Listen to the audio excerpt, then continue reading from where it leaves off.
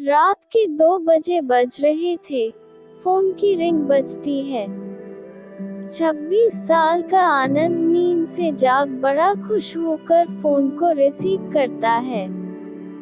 खुश इसलिए होता है क्योंकि उसकी नई गर्लफ्रेंड बिना टाइम देखे कभी भी उसको फोन कर देती है। फोन की दूसरी तरफ से आवाज आती है, जन्मदिन मुबारक हो बेटा। आज मेरा बेटा पूरे 26 साल का हो गया है।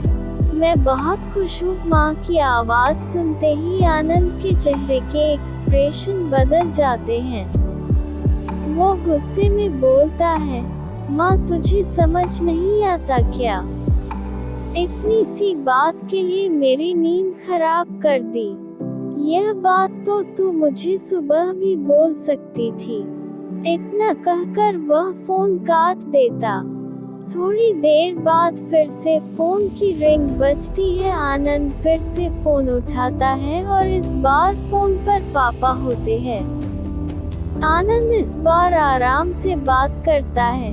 थैंक यू पापा, आपने मुझे बर्थडे विश करने के लिए फोन किया, वो भी इतनी रात को। पापा कहते हैं, नहीं बेटा, मैंने तुम्हें मुबारकबाद देने के लिए नहीं बल्कि ये बताने के लिए फोन किया है कि तुम्हारी माँ बिल्कुल पागल है। वो इतनी पागल है कि पिछले 1 महीने से मुझे हर दिन तेरा बर्थडे याद दिलाते आ रही है।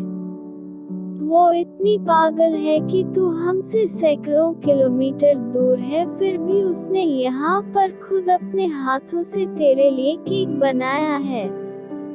ऊपर से ये जिद कर बैठी है कि जब तक तुझे विश नहीं कर देती तब तक न खुद खाना खाएगी न मुझे खाने देगी। आनंद सब ध्यान से सुन रहा था और उसे ये महसूस भी हो रहा था कि उसने अपनी माँ को फॉर ग्रांटेड ले लिया था। वो बोला, नहीं पापा, माँ बिल्कुल पागल नहीं है।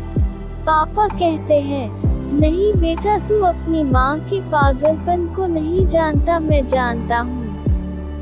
वो तो 26 साल पहले ही पागल हो गई थी जब डॉक्टर ने उसे कहा था या तो हम बच्चे को बचा सकते हैं या आपको। उसने बिना 1 सेकंड भी सोचे बच्चे को बचाने का फैसला ले लिया और मुझे भी कसम देकर उस फॉर्म पर साइन करने के लिए मना लिया था जिस पर लिखा था उसकी जिंदगी इस ऑपरेशन से खतरे में और अगर उसे कुछ होता है तो उसके जिम्मेदार डॉक्टर नहीं होंगे।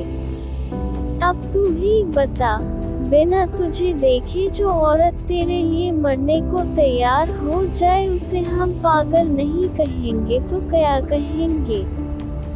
इतना कहकर पापा ने भी फोन रख दिया। आनंद ने भी अब यह महसूस किया था कि वह जो कर रहा था वो भूल नहीं, गुनाह था। हाँ, एक बार किसी इंसान को दुख दो तो कोई बात नहीं, लेकिन भगवान को दुख देना गुनाह ही होता है। और माँ भगवान से कम नहीं होती। पश्चाताप के आंसू उसकी आंखों से बह निकले। सवेरा होते ही आनंद अपने घर की ओर रवाना हो गया अपने माँ बाप से माफी मांगने के लिए। घर पहुंचते ही उसने पहले माँ से माफी मांगी जिसने उसे गले से लगा लिया। फिर वह अपने पापा से माफी मांगने लगा। पापा ने कहा, कोई बात नहीं बेटा, जा तू वापस चला जा। तेरी माँ हमेशा कहती थी कि तू उसे बुढ़ापे में संभालेगा, लेकिन मैं उसे समझा दूंगा जैसे आज तक मैं उसे संभालते आया हूँ वैसे ही आगे भी मैं उसका ख्याल रखूंगा। उसे भी यह समझ लेना चाहिए जो बेटा उसके एक फोन करने से परेशान हो जाए वह उसे उम्र भर क्या संभालेगा। बाप की ऐसी कड़वी बातें सुन आनंद की आंखें बहने लगी। वो सर झुकाए अपने बाप के सामने चुपचाप खड़ा रहा। अपने बेटे को परेशान देख माँ आगे आती है और पापा को कहती है, जाने दीजिए, माफ कर दीजिए, हमारा ही बेटा है। इस कविता से हमें ये सीख मिलती है कि माँ की ममता का मोल ना कोई लगा पाया था ना कोई लगा पाएगा। 9 महीने प्रसव की पीड़ा सहन करके हमें नई जिंदगी, नई दुनिया में लाने वाले माँ ही हमारी हर गलती को माफ कर सकती है।